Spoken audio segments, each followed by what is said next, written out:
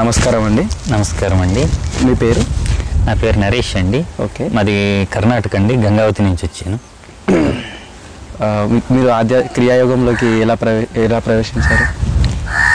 క్రియాయోగంలోకి ఒకసారి నేను జర్నీ చేస్తుండగా బస్ స్టాప్లో బాబాజీ గారు బుక్ ఆల్రెడీ ముందుగా నాకు బాబాజీ గారు అంటే ఒక తెలియని భక్తి.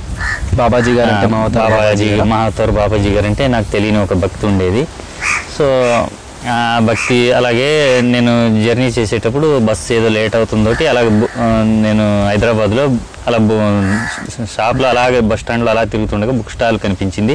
ఆ బుక్ స్టాల్లో బుక్స్ గురించి అలా నెతుకుతుండగా మంచి బుక్ ఏదైనా దొరుకుతుందని ఆ మంచి బుక్ నెతికేటప్పుడు బాబాజీ గారి ఫోటో కనిపించింది ఒక బుక్ మీద. ఆ బుక్ మీద బాబాజీ గారి ఫోటో కనిపించగానే బాబాజీ గారి ఫోటో ఉంది, ఈ బుక్ బాగున్నట్టుగా ఉందని చూసి ఆ బుక్ తీసుకుని నేను చదివాను. చదివినప్పుడు అందులో క్రియాయోగం గురించి బాగా రాశారు గురువుగారు. ఆ బుక్ మహా అద్భుతంగా ఉంది. అది చదివిన వాళ్ళకే కానీ అది తెలుస్తుంది. తర్వాత అందులో ఉన్న అడ్రస్ పట్టుకుని నేను తర్వాత ఇక్కడికి వచ్చానండి, గోవిందాయిపల్లి ఆశ్రమంకి. గోవిందాయిపల్లి ఆశ్రమంకి వచ్చాక గురువుగారు నాకు ధ్యానం చెప్పారు. క్రియాయోగ ధ్యానం గురించి తరగతి క్లాస్ తీసుకుని ఇచ్చారు. ఆ తర్వాత అది నేను సాధన చేశాను. కొన్ని రోజులు సాధన చేశాక మళ్ళీ 2 సంవత్సరాలు మళ్ళీ చేయలేదు. గ్యాప్ వచ్చింది. వేరే కారణాల వల్ల డిస్టర్బెన్స్ అనేది వచ్చి 2-3 సంవత్సరాలు నేను చేయలేదు. మళ్ళీ లాస్ట్ 2002 డిసెంబర్ ఎండ్ వచ్చాను. ఆ రోజు వచ్చి క్లాస్ తీసుకున్నాను. అప్పటి నుంచి రోజు కంటిన్యూ చేస్తున్నాను. కంటిన్యూగా ఎన్ని సంవత్సరాలు చేస్తున్నారు? ఒక కంటిన్యూగా 6 months నుంచి చేస్తున్నాను. 7 months అయింది. ఇది జూలై కదా. 7 months నుంచి చేస్తున్నాను కంటిన్యూగా. ఓకే, పర్లేదండి. అప్పుడు చేసినప్పుడు బాగానే వచ్చింది. అయితే వేరే డిస్టర్బెన్స్ వల్ల నేను చేయలేకపోయాను. ఇప్పుడు నేను మళ్ళీ మామూలు స్థితికి వచ్చాను. సో నా ఆరోగ్యం చాలా మెరుగుపడింది ధ్యానం చేయడం వల్ల. అంతకుముందు నాకు గ్యాస్ట్రిక్ అనేది ఉండేది, మాటిమాటికి జ్వరం వచ్చేది. సో నాకు మాటిమాటికి జ్వరం రావడం తగ్గింది. సో గ్యాస్ట్రిక్ ప్రాబ్లం తగ్గింది. ఇప్పుడు నేను చాలా బాగున్నాను. వెయిట్ లాస్ కూడా అయ్యాను. ఆరోగ్యపరంగా నాకు క్రియాయోగం బాగా చేకూరింది. అలాగే ఆధ్యాత్మిక పరంగా కూడా నాకు మనశ్శాంతి చాలా వచ్చింది ఈ క్రియాయోగంలో. ధ్యానం చేస్తున్నప్పుడు మీకు వచ్చే అనుభవాలు చెప్పగలరా? ధ్యానం చేసేటప్పుడు అనుభవాలు ధ్యానం చేసేటప్పుడు వచ్చే అనుభవాలు ఏంటంటే ఆ అనుభవం ఆనంద స్థితి. అది నిజంగా యాక్చువల్గా ధ్యానం చేసే సమయంలో ధ్యానం అయిపోయాక చాలు ధ్యానం సరిపెడదాం ఇప్పుడు అనిపించే మనస్థితి కూడా రాదు. ఇంకా ధ్యానం కొనసాగిద్దాం, ఇంకా ముందుకు వెళ్దాం అనే ఒక ఆనందం ఉంటుంది. ఆ ఆనందం ఎందుకంటే అది శరీరం బరువు కూడా ఉండదు, గాల్లో తేలినట్టు ఉంటుంది. యాక్చువల్లీ ధ్యానం చేసేటప్పుడు ఈ భూమి మీద మనం ఉన్నామా లేమా అనేటట్టుగా అంత తేలికైపోతుంది మన శరీరం. మనసు శరీరం తేలికైపోతుంది. గతంలో మీరు ఎప్పుడన్నా ధ్యానం చేశారా? గతంలో నేను ఎప్పుడు ధ్యానం చేయలేదు. మామూలుగా భక్తి ఉండేది. గుళ్ళకి వెళ్తాం, దేవాలయం దర్శనం చేసుకోవడం, ఇంట్లో పూజలు చేసుకోవడం, తర్వాత ఎప్పుడన్నా గుళ్ళో సేవ చేయడం, భజనలు చేయడం, ఇటువంటికి తప్ప ఇటువంటి ధ్యానం గురించి ఇంతలాగా తెలుసుకోలేదు. తర్వాత ఈ గురువుగారి బుక్స్ చదివిన తర్వాత ఈ గురువుగారు చూసి క్రియాయోగం ధ్యానం గురించి తెలుసుకుని నేర్చుకుని అప్పటి నుంచి ధ్యానం ప్రాక్టీస్ చేస్తున్నాను. క్రియాయోగంలోకి వచ్చాక ప్రశాంతత అంటే మామూలు ప్రశాంతత కాదు. అది అంతులేని ఆనందం. అది చెప్పలేని వరనిది. అంత చాలా ఆనందమైనటువంటి స్థితి అది. మీకు ధ్యానంలో ఇంకా అనుభవాలు ఏమైనా చెప్పగలరా? ధ్యానంలో ఒకసారి గురువుగారు అక్కడికి వచ్చినప్పుడు ధ్యానం చేస్తుండగా నా వెన్నులో ఒక చీమ పాకినట్టు సుర్రని పైకి వచ్చి ఇక్కడ దాకా వచ్చి తలలో ఇదయ్యి ఒక తెలియని ఆనందం స్థితిలోకి వచ్చింది. అదొక అనుభవం అయింది. అది చెప్పలేని ఆనందం. అదొక అద్భుతమైన ఆనందం, అది అనుభవించే స్థితి. ఆ తర్వాత మళ్ళీ ఇంకొకసారి గురువు గారు ఇక్కడ నాకు ఇది చేసినప్పుడు, ఇక్కడ పెట్టిన శక్తిపాతం ఇచ్చినప్పుడు, తల మీద చేయి పెట్టినప్పుడు గురువుగారు శక్తిపాతం చేసినప్పుడు నాకు సాక్షాత్ సూర్య భగవానుడే కనిపిస్తున్నాడా అన్నట్టు పెద్ద సూర్యుడు వెలుగు కనిపించింది. ఆ తర్వాత సూర్యుడు వెలుగే కనిపించింది, సూర్యుడు లాంటి ఒక ప్రతిబింబం కనిపించింది. ఆ తర్వాత మళ్ళీ రంగురంగులన్నీ కూడా కనిపించినాయి. దర్శనం మొత్తం ఉన్న ఎలాగంటే రంగులంటే ఇప్పుడు ఇంద్రధనుసులో ఉండేటు ఎలాగుంటే రంగులు అలాగా ఒక్కొక్క పింక్ కలర్ అలాగా రంగురంగుల కలర్స్ కనిపించినాయి. ఆ తర్వాత పెద్ద సూర్యుడిది వెలుగు కనిపించింది. ఇక్కడ ఈ బొట్టు పెట్టుకుని ఇక్కడ ఈ ఆగ్నేయ చక్రం దగ్గర గురువుగారు చేయి పెట్టి ఇది చేయి పెట్టగానే ధ్యానంలో స్థితిలో ఉన్న కనిపించింది. క్రియాయోగంలోకి ఏ లక్ష్యంతో వచ్చారు? మీ లక్ష్యం నెరవేర్చుకున్నారా? క్రియాయోగంలోకి నేను ఫస్ట్ వచ్చిన లక్ష్యం ఏంటంటే, నాకు ఆర్థిక ఇబ్బందులు ఉండేవి, అలాగే నాకు ఆరోగ్యపరంగా సమస్యలు ఉండేవి. గ్యాస్ట్రిక్ సమస్య, ఇంట్లో ఆర్థిక ఇబ్బందుల వల్ల, ఈ గ్యాస్ట్రిక్ సమస్య, అనారోగ్య సమస్యల వల్ల నాకు చాలా మనశ్శాంతి లేకుండా ఉండేది.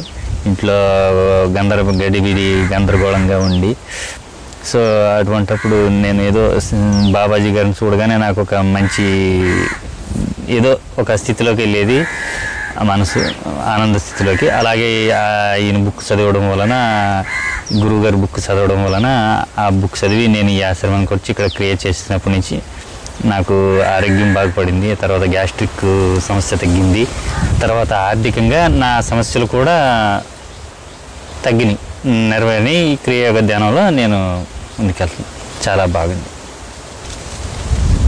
చాలా మనశ్శాంతిగా ఉంది నాకు ఈ క్రియాయోగం. నేను చెప్పిన ఇంకొక లక్ష్యం ఉంది నాకు. ఏంటంటే, నేను గోశాల చేద్దారని అనుకుంటున్నా. అలాగే పంచగవ్య ఉత్పత్తులు, మందులు తయారు చేద్దారనుకుంటున్నా, ఆయుర్వేద మందులు. తర్వాత ప్రకృతి వ్యవసాయం చేద్దారని అనుకుంటున్నా. ఎందుకంటే ఈరోజు కెమికల్తో పండించినటువంటి ఆహారం తినడం వలన ఎన్నో ఆరోగ్య సమస్యలు వస్తున్నాయి మనకి. సో అవన్నీ చేయడం కోసం ఈ ప్రకృతి వ్యవసాయం చేసి పండించిన ఆహారం తీసుకుంటే మనకి రోగాలు రావు. సో మనం ఆరోగ్యంగా ఉంటాము, ప్రకృతి ఆరోగ్యంగా ఉంటుంది. సో అలాగా అది నా లక్ష్యం, ఇది చేద్దామని అనుకుంటున్నాను. ఇంకో లక్ష్యం ఏంటంటే, ఈ క్రియాయోగ సాధన ద్వారా నేను మోక్షం పొందాలని అనుకుంటున్నాను. మోక్షం అంటే ఏమిటండి? మోక్షం అంటే మనం సాధన ద్వారాగా చేస్తూ శరీరం వదిలిన తర్వాత ధ్యానంలో ఎరుకతో వదిలిన తర్వాత మళ్ళీ ప్రశాంతత అనేది పొందడానికి, పర్మనెంట్ శాశ్వతమైన ప్రశాంతత పొందడానికి చేసేదే, శరీరం వదిలిన తర్వాత శాశ్వతమైన ప్రశాంతత పొందడానికి చేసేదే మోక్షం అనేది.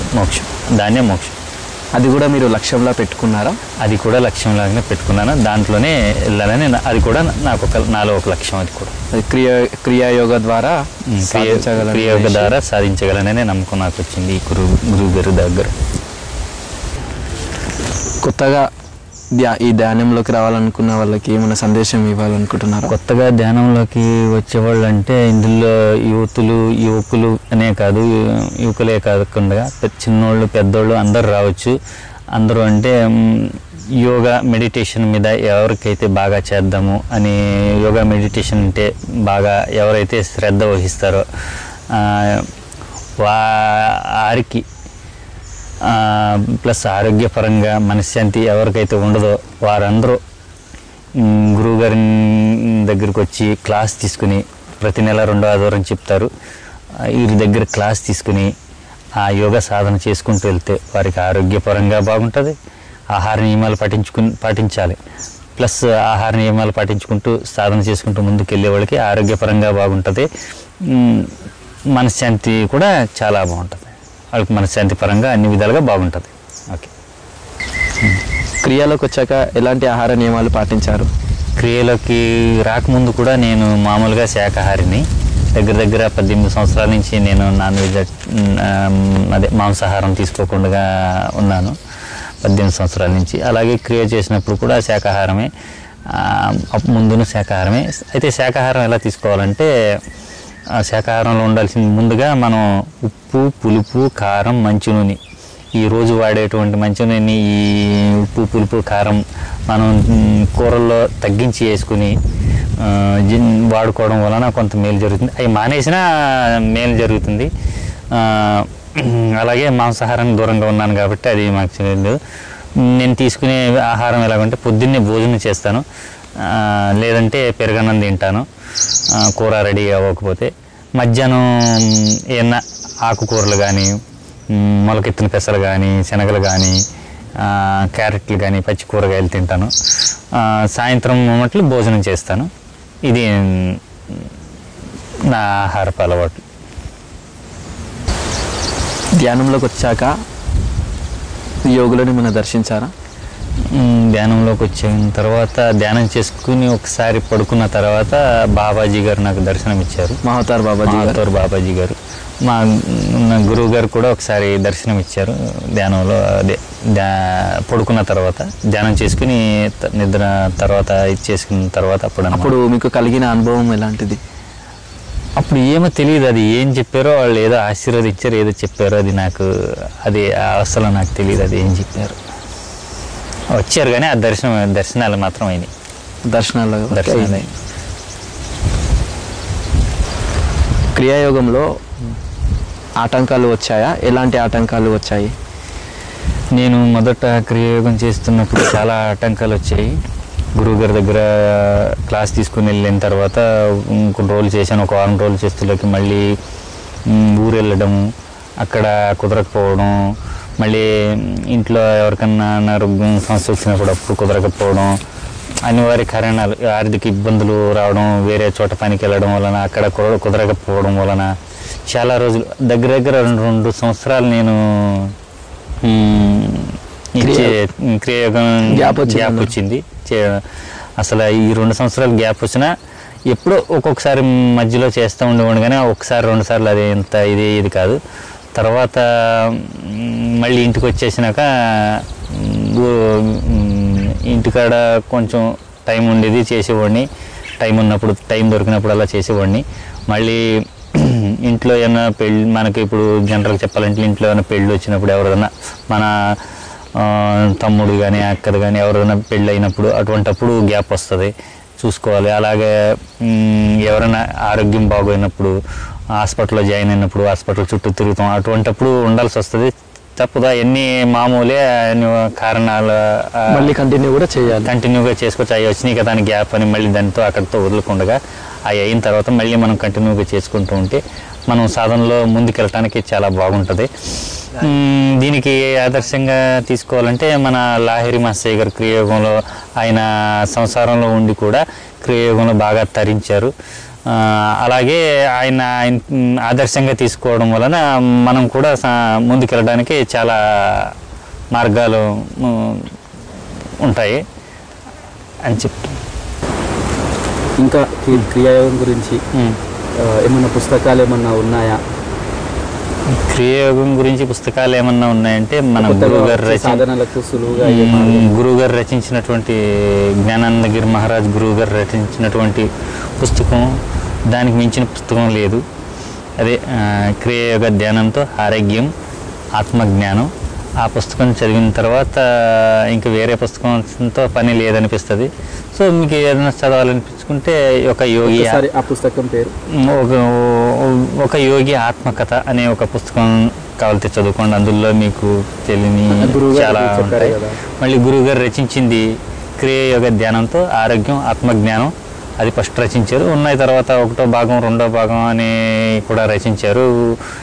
మళ్ళీ మన దేశంలో భారతదేశ యోగుల చరిత్ర పుస్తకాలు ఉన్నాయి, అవన్నీ రచించారు గురువు గారు. ఆయన బుక్లు ఉన్నాయి, కావాలితే చూసుకోండి.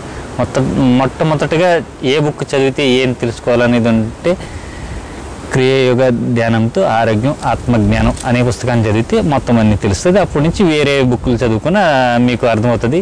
మొట్టమొదట పాయింట్ అనేది మనకు అర్థం అవ్వాలంటే ఈ పుస్తకం అనేది చదివితే మొట్టమొదటగా క్రియాయోగ ధ్యానం అంటే ఏంటి అనేది పాయింట్ అనేది అర్థమవుతుంది. ఆ తర్వాత హిమాలయ యోగులు, అది భారతదేశంలో ఉన్నటువంటి యోగులందరూ ఆ అనుభవాలు, వారి అనుభవాలు పుస్తకాలు కూడా రచించారు. గురువుగారు దేశం అంతా తిరిగి చాలా చక్కగా చేశారు. అందరు యోగుల్ని పరిచయం చేశారు. బుక్లో ఉన్నాయి, కావాలంటే చూసి చదువుకోండి. ఇంకా సాధనలో మీరు ముందుకు వెళ్ళడానికి ఉపయోగపడతాయి. ఇంకా మీరు సాధనలో ముందుకు వెళ్ళాలని మనస్ఫూర్తిగా కోరుకుంటూ సెలవు ఇస్తాం. సరే, అందరూ ఈ సాధనలో ముందుకు వెళ్ళాలని కోరుకుంటూ మనస్ఫూర్తిగా కోరుకుంటూ సెలవు తీసుకుంటున్నాను.